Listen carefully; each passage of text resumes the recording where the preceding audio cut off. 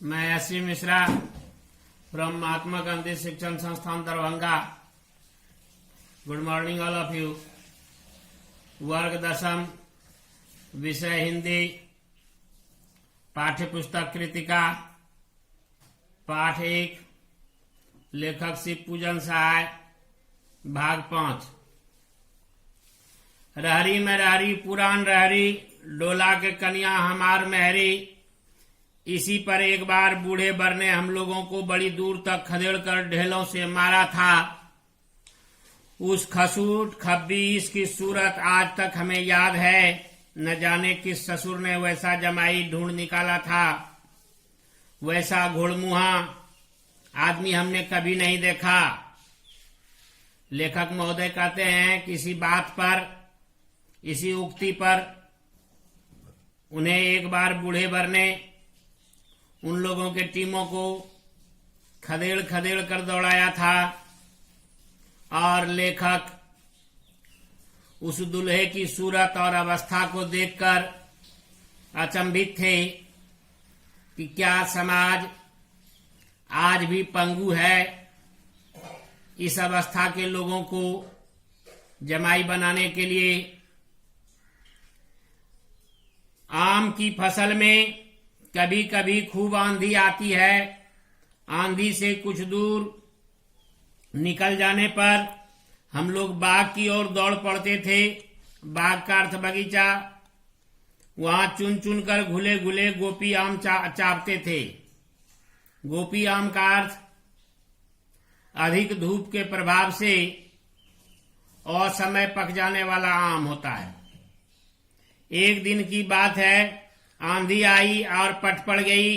आकाश काले बादलों से ढक गया। मेघ गरजने लगे, बिजली कौंधने और ठंडी हवा सनसनाने लगी। पेड़ झूमने और जमीन चूमने लगे। हम लोग चिल्ला उठे, एक पैसा की लाई बाजार में छितराई, बरखा उधरे बिलाई। लेकिन बरखा ना रुकी। बरखा का अर्थ वर्षा, और भी मूसलाधार पानी होने लगा। हम लोग पेड़ों की जड़ में से धड़ से सट गए, जैसे कुत्ते के कान में अठई चिपक जाती है। अठई का अर्थ एक प्रकार का कीड़ा। मगर बरखा जमी नहीं, थम गई। बरखा बंद होते ही बाग में बहुत से बिच्छू नजर आए। हम लोग डर कर भाग चले। हम लोगों में बैजू बड़ा ढीठ था। ढीठ का अर्थ निडर। संजोग की बात, बीच में मूसन तिवारी मिल गए। बेचारे बूढ़े आदमी को सूझता कम था। बैजू उनको चिढ़ाकर बोला, बुढ़वा बेईमान मांगे करेला का चोखा। लेखक महोदय अपने बचपन के एक एक क्षण को जीवंत बनाते हुए आम के मौसम का चर्चा करते हैं कि जब आंधी आ जाती थी और लोग बगीचे में सिर पर पैर रखकर दौड़ पड़ते थे और गोपी आम चापते थे, आम चूनते थे। वर्षा होती थी। उस समय उन लोगों के मन में जो अंधविश्वास था कि इस उक्ति के प्रयोग करने से वर्षा रुक जाएगी, वर्षा थम जाएगी, वर्षा इधर नहीं होगी, उस सब का भी प्रयोग करते थे। लेकिन वह सब कटु सत्य अंधविश्वास था जिसका प्रकृति पर कोई प्रभाव न पड़ता था, न पड़ा है, न पड़ेगा। और मूसलाधार वर्षा होने के कारण छोटे छोटे जीव जो जमीन के बिल में रहते थे, पानी भर जाने के कारण निकल जाते थे। उसमें से जब बिच्छू निकलते थे तो वे लोग भयभीत हो जाते थे। और उसी समय गांव का एक सामान्य व्यक्ति मूसन तिवारी पर इन लोगों का नजर पड़ता है और ये लोग उन्हें चिढ़ाने में मशगूल हो जाते हैं। उधर की सारी क्रियाकलापों को भूलकर वे लोग मूसन तिवारी के पीछे पड़ जाते हैं। हम लोगों ने भी बैजू के सुर में सुर मिलाकर यही चिल्लाना शुरू किया। सुर का अर्थ आवाज।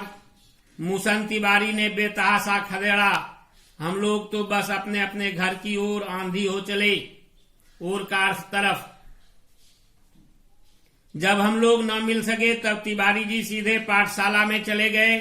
वहां से हमको और बैजू को पकड़ लाने के लिए 4 लड़के गिरफ्तारी वारंट लेकर छूटे। इधर ज्यों ही हम लोग घर पहुंचे त्यों ही गुरुजी के सिपाही हम लोगों पर टूट पड़े। बैजू तो 9-2-11 हो गया। 9-2-11 होना का अर्थ भाग जाना, चंपत हो जाना। हम पकड़े गए। फिर तो गुरुजी ने हमारी खूब खबर ली। खबर लेने का अर्थ पिटाई करना। तो लेखक महोदय बताते हैं कि जब हम सब लोग बैजू के साथ मुसन तिवारी को चिढ़ाने लगे तो उसका अंजाम यही हुआ कि उन लोगों ने खदेड़ा और जब पकड़ में नहीं आए तो हम लोगों की शिकायत विद्यालय में शिक्षक से कर दी गई। उस समय समाज में शिक्षक की भूमिका बहुत अधिक होती थी।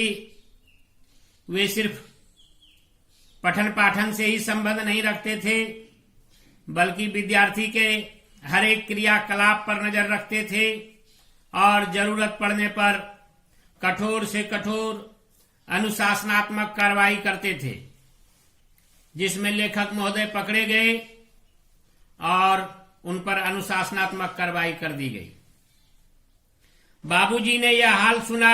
वह दौड़े हुए पाठशाला में आए, गोद में उठाकर हमें पुचकारने और फुसलाने लगे, पर हम दुलारने से चुप होने वाले लड़के नहीं थे। रोते रोते उनका कंधा आंसुओं से तर कर दिया। वह गुरुजी की चिरौरी करके हमें घर ले चले। चिरौरी का अर्थ दीनतापूर्वक विनती करना। रास्ते में फिर हमारे साथी लड़कों का झुंड मिला। वे जोर से नाचते और गाते थे, माई पकाई गरर गरर पुआ, हम खाई पुआ ना खेलब जुआ। फिर क्या था, हमारा रोना धोना भूल गया। हम हटकर बाबूजी के गोद से उतर पड़े और लड़कों की मंडली में मिलकर लगे वही तान सुर आलापने। तब तक सब लड़के सामने वाले मकई के खेत में दौड़ पड़े। उसमें चिड़ियों का झुंड चल रहा था। वे दौड़ दौड़ कर उन्हें पकड़ने लगे, पर एक भी हाथ न आई। हम खेत से अलग ही खड़े होकर गा रहे थे, राम जी की चिरई, राम जी का खेत, खा लो चिरई भर भर पेट। लेखक महोदय कहते हैं उनके ऊपर जब अनुशासनात्मक कार्रवाई हुई और इसकी सूचना उनके पिताजी को मिली तो पिताजी फौरन विद्यालय पहुंचकर उनके शिक्षक महोदय से दीनतापूर्वक विनती करते हुए उन्हें किसी तरह छुड़ा कर लेकर घर चले। इतने में लेखक महोदय रोते रोते उनके कंधे को तर कर चुके थे, लेकिन रास्ते में ही लेखक महोदय की टीम उछलते खेलते कूदते मिल गई, जिसमें लेखक महोदय भी मशगूल हो गए, अपने सारे दर्द को भूल गए, सिसकना छोड़ दिया। और फिर उन लोगों की टीम एक चिड़ई की टीम के पीछे चल पड़ी और फिर उसे तंग करने लगी। धन्यवाद।